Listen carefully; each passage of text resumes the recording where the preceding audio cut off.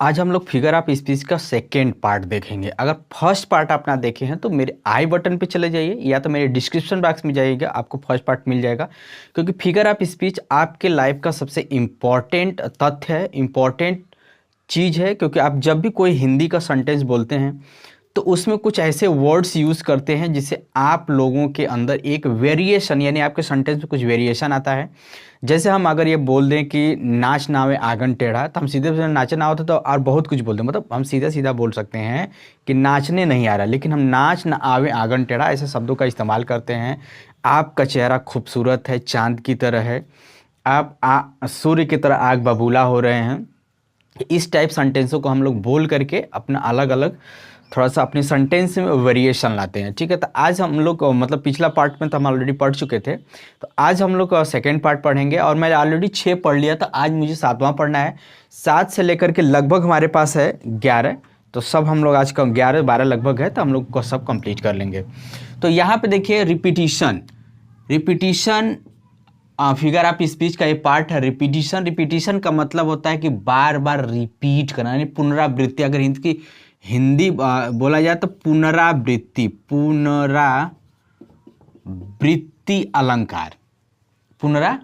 अलंकार बनेगा। अब इसको कैसे पहचानेंगे? रिपीट द सेम वर्ड्स और फ्रेजेस। सेम वर्ड्स, एक सेंटेंस अगर लिखा, एक पूरा पैराग्राफ हो, एक पूरा या आपका सेंटेंस लिखा हो, उसमें एक वर्ड्स जो होगा बार बार रिपीट होगा। मतलब जैसे प्रोनाउन की बात नहीं करें, प्रोनाउन में तो आई भी होता है, तो प्रोनाउन को छोड़कर जो भी वर्ड्स होगा बार बार रिपीट होगा। जैसे इसमें क्या हो रहा है, I felt the happy because I saw the other happy because I know I should feel happy. यानी ये हैप्पी बार बार देखिए यहाँ पे रिपीट हो रहा है, तो जो वर्ड्स बार बार रिपीट होगा वो रिपीटिशन होगा। रिपीटिशन फिगर ऑफ स्पीच का कौन सा पार्ट होगा? रिपीटिशन होगा। वर्ड्स होना चाहिए, ध्यान, प्रोनाउन को छोड़कर यानी वर्ड्स। देखिए हैप्पी एक वर्ड्स है ना, हैप्पी एक वर्ड्स है, हैप्पी बार बार आपका रिपीट हो रहा है, यानी अब इसमें आई भी हो रहा है, तो हमने प्रोनाउन को छोड़ने के लिए बोला है, तो प्रोनाउन की बात हम लोग नहीं करेंगे। एक वर्ड्स हो या फ्रेजेस हो जो बार बार आपको रिपीट करे, वो फिगर ऑफ स्पीच का कौन सा पार्ट होगा? रिपीटिशन होगा। चलते हैं नेक्स्ट, यानी हम 8वां देखेंगे। टाइप 8 में है पर्सोनिफिकेशन। पर्सोनिफिकेशन का मतलब होता है मानवीकरण अलंकार। इसको कैसे पहचानेंगे? When an animal, bird, idea और an object is seen in humour. Humour का मतलब होता है बढ़ा चढ़ा के बोलना, चाहे अफवाह, क्या बोलते हैं इसको? अफवाह। ठीक, अब देखिए कैसे हम पता करेंगे। यहां पे होगा the fire swallowed the entire forest. आग जो है, स्वैलोड का मतलब होता है निगल जाना, स्वैलोड का क्या मतलब होता है? निगल जाना। द इंटायर फॉरेस्ट, पूरे जंगल को आग निकल गए, और आग के पास कोई मुंह तो है नहीं कि वो जंगल को निकल जाएगी, मतलब वो जला के भस्म कर दी। तो अब यहाँ पे क्या होगा? ये एक ह्यूमर ही है कि आग कोई ऐसी चीज़ तो है नहीं, एक मनुष्य है नहीं कि उसको मुंह में डाल जाएगी, कोई जानवर तो है नहीं। तो आप समझ पा रहे हैं, मतलब कि एक ऐसा वर्ड्स यूज़ किया रहेगा जो आपको मनुष्यों से या जानवरों से, कोई नॉन लिविंग थिंग होगी जो मनुष्य और जानवर से इंडिकेट कर दिया जाए।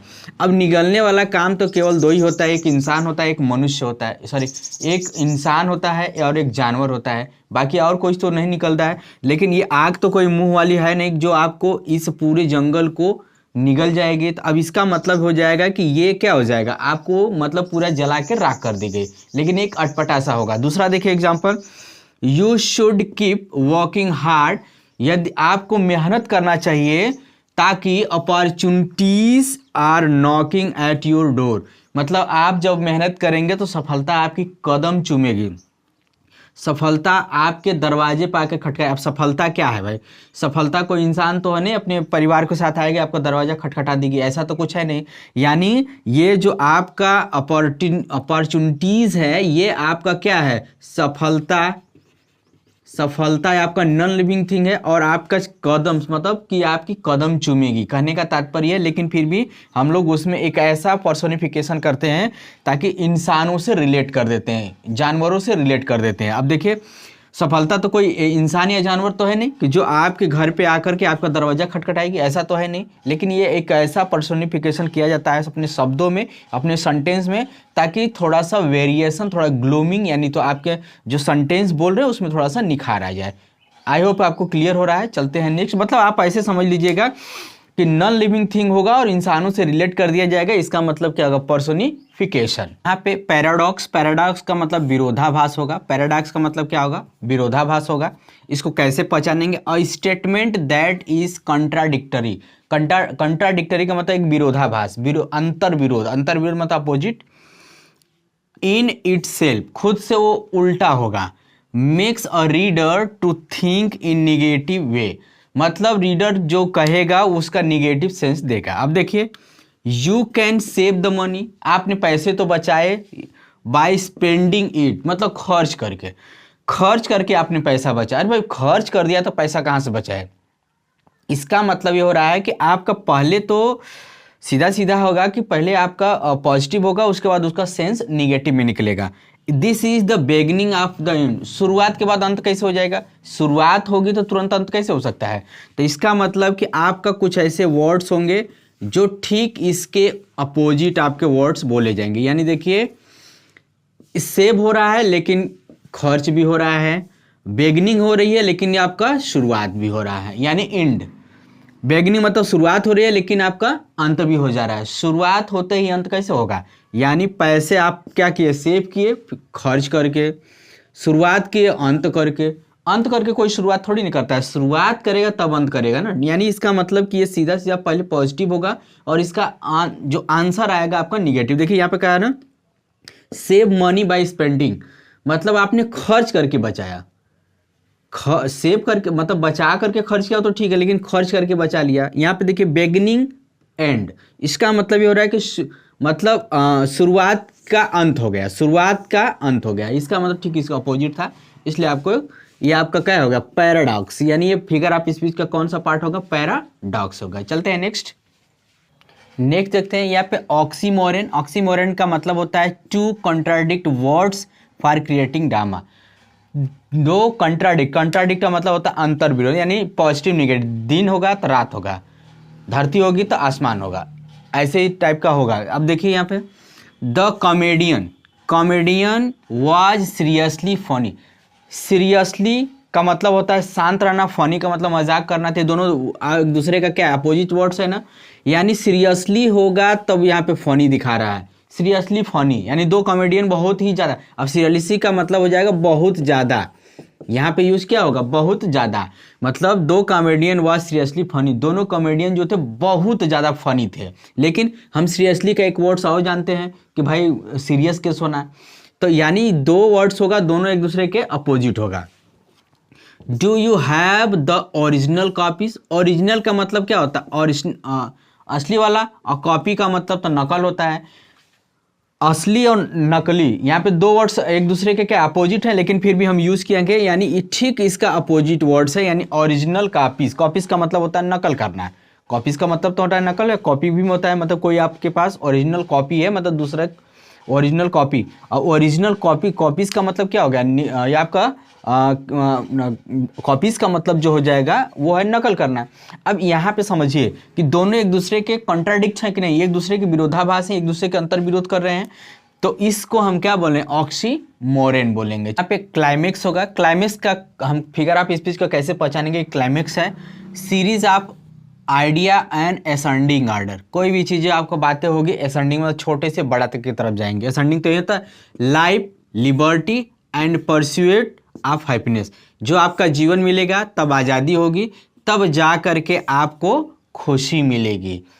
पहले जीवन मिलेगा, फिर आपको आज़ादी मिलेगी, तब जाके परस्यूट ऑफ हैप्पीनेस, तब आपको खुशियाँ मिलेगी। यहाँ पर देखिए ही केम, वो आए, ही फाट, वो लड़े, तब जाके उनको क्या मिली, विजय मिली। यानी वो पहले आए फिर लड़े तब ना उसको विजय मिला। ऐसा तो नहीं कि पहले लड़ के, पहले आए ही नहीं तब लड़ गए उसके बाद उनको तुरंत आज़ादी मिल गई, ऐसा कुछ नहीं होगा। ठीक है, और आखिरी वाला है, हम उसको भी देख लेते हैं। आई होप आपको पूरा कॉन्सेप्ट क्लियर हुआ होगा। चलते हैं नेक्स्ट। यहाँ पे हो जाएगा एंटी क्लाइमेक्स, यानी ठीक उसका उल्टा होगा। डिसेंडिंग ऑर्डर में सब बातें कही होगी, यानी सबसे पहले क्या होगा, बड़ा फिर छोटा हो जाएगा। जैसे ही लॉस्ट हिज फैमिली, उसने अपनी फैमिली को खो दिया। फैमिली भाई उसके लिए बहुत बड़ी होगा। उसके बाद एक फिर उसने कार को खोया एंड सेलफोन्स, तो सेलफोन सबसे छोटा था। सबसे बड़ी चीज़ तो भाई है कि उसने अपनी फैमिली को खोया, फिर उसने अपनी कार को खोया एंड यहाँ पे फिर उसने सेलफोन यानी सेलफोन को खो दिया। यहाँ पे देखिए सी इज़ ग्रेट डॉक्टर, वो एक बहुत बड़ी डॉक्टर है। अ मदर है, उसके बाद क्या हो जाएगा अ कोक। यहाँ तक समझ में आ रहा है कि यानी मदर डॉक्टर वो सबसे बड़ा है, उसके बाद मदर है, फिर उसके बाद एक कुक है यानी खाना बनाने वाले। कुल मिला के कहा जाए तो एंटी क्लाइमेक्स में हम हर वो चीज़ बोलेंगे जो डिसेंडिंग ऑर्डर में होगा। जैसे यहाँ पे दिया है कि he lost his family, family किसी के लिए भी सबसे बड़ी मायने रखती है। उसके बाद कार उससे छोटा होता है, फिर उसके बाद सेलफोन उससे छोटा हो जाएगा। यहाँ पे देखिए सी इज़ ग्रेट डॉक्टर, किसी का भी अगर ऑक्यूपेशन या किसी का एक पद जो होता है वो बहुत बड़ा होता है। उस पर उसके बाद एक क्या होता है मदर, यानी वो माँ भी है और एक कुक भी है। तो इसको हम क्या बोलेंगे एंटी क्लाइमेक्स, क्या बोलेंगे एंटी क्लाइमेक्स। यानी फिगर आप स्पीच का कौन सा पार्ट होगा एंटी क्लाइमेक्स। अगर कोई भी अगर मुझसे पार्ट छूट रहा हो, अगर आपको कोई दिक्कत हो कमेंट करिएगा, हम उसकी भी अलग से वीडियो बना करके अपलोड जरूर करेंगे। मिलते हैं नेक्स्ट वीडियो में, तब तक के लिए टेक केयर, बाय।